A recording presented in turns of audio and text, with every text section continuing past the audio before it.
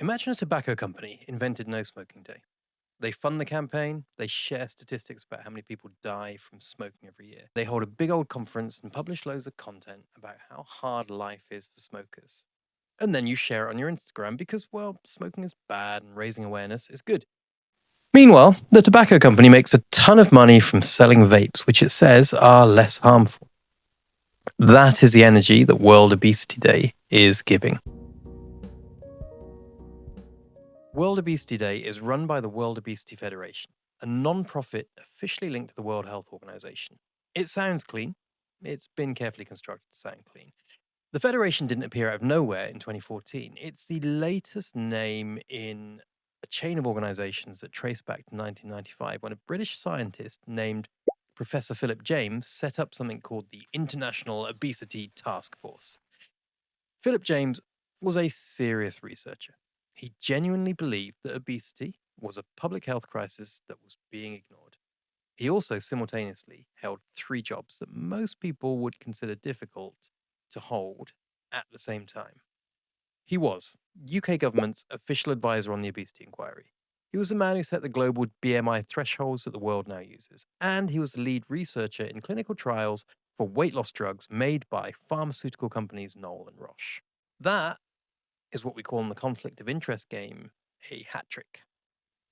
When the British Medical Journal asked the International Task Force about this, they pointed to what they called, and it's an interesting phrase, unrestricted educational grants. Unrestricted educational grant is what you say when you want to describe being paid by a pharmaceutical company without saying that you're being paid by a pharmaceutical company. It sounds legit. It's got the word educational in it. Feels almost noble. That task force eventually became the International Association for the Study of Obesity, then the World Obesity Federation in 2014, and a year later, they launched World Obesity Day. I don't think the classification of obesity as a disease is primarily a compassionate gesture. I think it's a market access strategy for big buck, massive pharma companies. When you see obesity as a lifestyle issue, something related to diet, movement, sleep, stress, health systems don't typically pay for obesity drugs. Insurers will exclude them. Governments won't fund them at scale. And then for those big companies, the total available market is limited. However, when obesity becomes a chronic, relapsing progressive disease, which is the exact phrase the World Obesity Federation now uses in official position papers, then the logic shifts entirely. Now these drugs are medically necessary. Now they should be reimbursed. And now prescribing them isn't optional, it is the standard of care. Chronic, relapsing progressive disease. That phrase is actually borrowed from addiction medicine. In plain English, it means you can't get better. You can only be managed, which from a pharmaceutical revenue standpoint, it's an ideal business plan. There's also the small matter of the BMI thresholds themselves. Philip James acknowledged in an interview that BMI is a crude measure. He said rugby players might be obese, but they are stacked with muscle. And he knew it. He said it. And then he set the thresholds anyway. And everyone uses BMI now despite its limitations. A 2023 analysis in the American Medical Journal's own Journal of Ethics concluded that international BMI standards were largely motivated by the introduction of weight loss drugs and funded by the pharmaceutical industry. So, the same network that set the thresholds for obesity was funded by companies that needed people to meet those thresholds. The man who set those thresholds was being paid by those companies, and the thresholds are now used to count roughly 1 billion obese people globally, the statistic that World Obesity Day leads with every year. In 2006, the pharmaceutical company at the center of all this was Roche. Their drug was called Xenical, or you may know it as Orlistat. It worked by blocking fat absorption in the gut, which sounds promising until you learn, well, that fat, as many customers did, that fat has to go somewhere. The main side effect was, I say side effect, actually it's just a consequence of taking the drug. The undigested fat comes out in oily, uncontrollable discharge. I'll let you picture the rest. The drug didn't become a blockbuster, but you can still buy it today for some reason.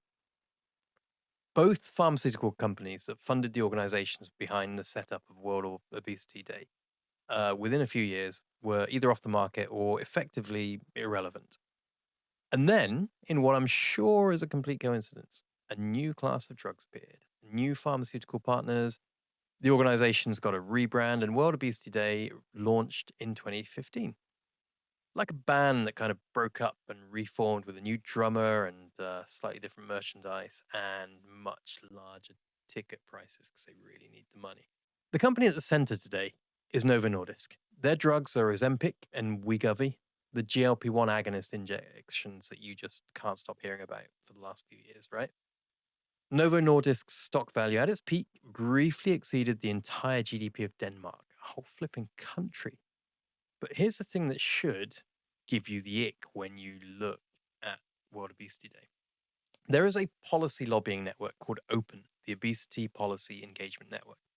OPEN lobbies governments on obesity treatment and access to medication. Its founding partners include the World Obesity Federation, the European Association for the Study of Obesity, and the Obesity Society in the US.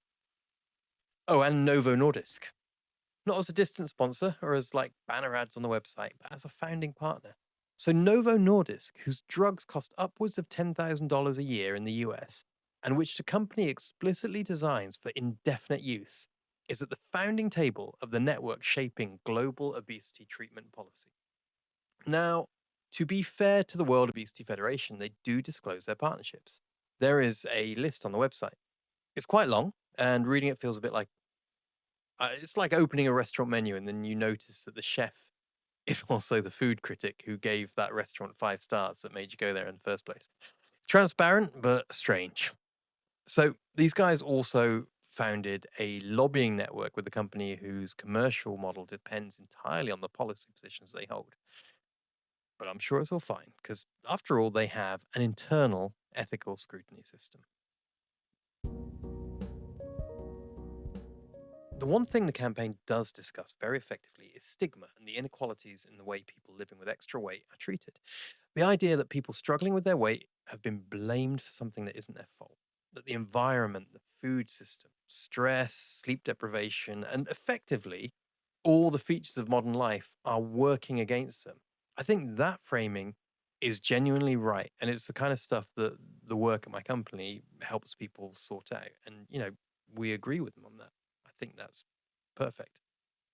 But you then look at how the argument is completed by them. It goes, obesity isn't your fault, it's a chronic disease, and therefore the answer is medical management. Notice what got skipped there. The fact that if your environment and your food system cause this, you might be able to change your environment and your food system. That step disappears. You go directly from not your fault to here's the prescription. A Time magazine piece from 2013 raised something that's been almost entirely forgotten in this conversation. When you classify conditions with a behavioral and environmental component as chronic diseases, the kind you manage but don't recover from, research suggests that it tends to make people much more pessimistic about recovery, not less. One study on alcoholism found that people who fully believed that their addiction was a chronic disease over which they were powerless had worse relapses. I'm not saying that the disease framing is always wrong. I'm saying it has consequences, and the consequences just happen to be really convenient for the industry promoting the framing.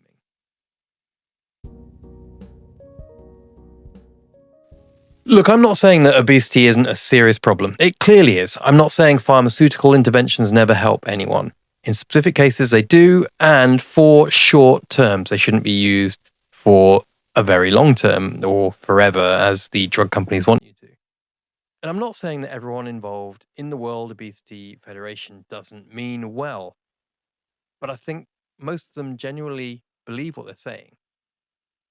What I am saying is that the organizations behind World Obesity Day were built, substantially funded, and structurally shaped by pharmaceutical companies whose commercial interests depend on obesity being classified as a chronic disease requiring indefinite medical management. That's documented. It's not disputed by the people involved. They just describe it slightly differently to this. And when those organizations tell you that obesity is a chronic, relapsing, progressive disease that you can only manage never truly address, it's worth asking who benefits from you believing that? Not you. You benefit from knowing that your glucose response is something you can learn to read, or that insulin resistance is something that improves with the right inputs. That the energy crashes and hunger and the weight gains are signals from a system that's been disrupted. There are hormonal things at play in your body, but that's the kind of thing, the system, the mechanics that can be changed, that can be retrained, not quickly, not without effort, but measurably, and without a $10,000 annual subscription. Now, to be clear, I sell an annual subscription to a metabolic health habits thingy, but I'm not saying it's the only way to make the right changes. And I'm not trying to change the way the world thinks. So you sign up to my business. So, World Obesity Day, share it if you want. The statistics are real enough, even if the people that were counting them had reasons to count generously. But understand what you're amplifying when you do. It is like I said, the tobacco companies, no smoking day. The messaging is fine. The intent they tell you is genuine. Is it? Well, somewhere, a pharmaceutical company's shareholders are very pleased with you for sharing.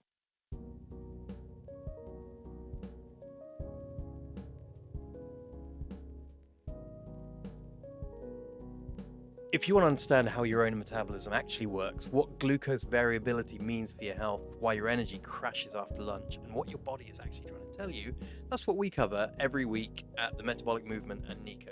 Links are in the show notes. I'm Liton. Thank you very much for listening.